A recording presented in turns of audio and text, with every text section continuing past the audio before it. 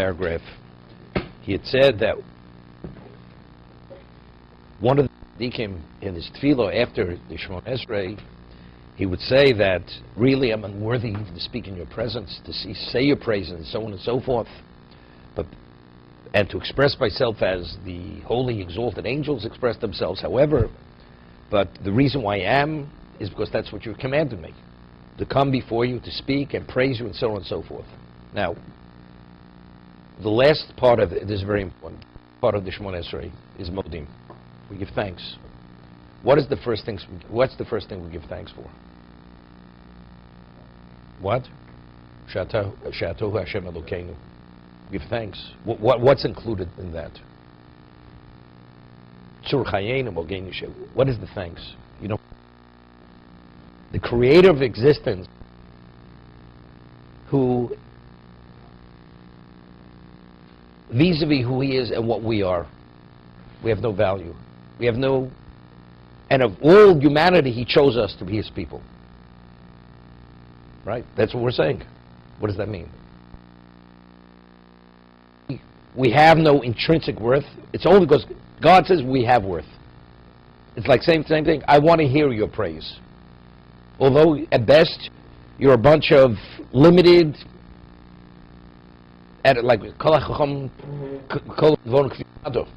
right? You're considered unintelligent. We're talking divine versus limitation at the most extreme level of being limited. So how do we? And he chose us. So what level of thankfulness do you have to have?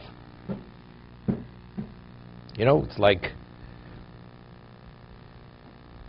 you have the greatest monarch. He chooses a lowly beggar to be his personal attendant. Lahavdil.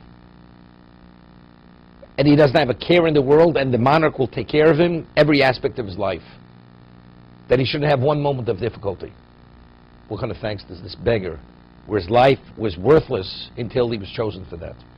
What thankfulness does he have to have? It's unlimited. So this is endless times over that HaKadosh Baruch Hu chose us. That's the first modim. Then we speak about the miracles he performs on our behalf and the goodness he does for us. But first and foremost, what are we giving thanks for? This is the Shabbat Chabonim Mikol Ha'amim. That's really the bracha, Shabbat Chabonim Mikol Ha'amim.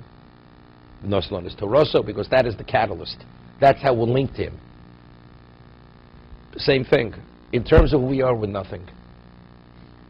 But why do I engage? Why do I come before you? Because that's what you've chosen. You've chosen me to do that. You've commanded me to do that. But simultaneously, what do you feel? So that allows you to maintain your humility. It's not because I was chosen, therefore I am. Right? I am not.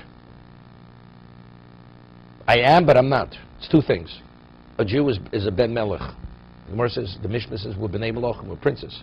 The status of a Jew is a prince. But even though we're a prince, but why we're a prince? Because God chose us to be his prince. Out of that, we're not. It's interesting, you know, the Christianity, many things they do is really because they are the new chosen, so to say. That's what they claim.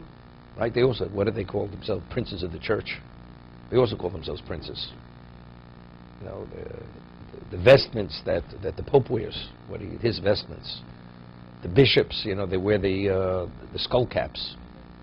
Whatever they wear over there. But it's mimicking whatever it is. But it's the same terminologies.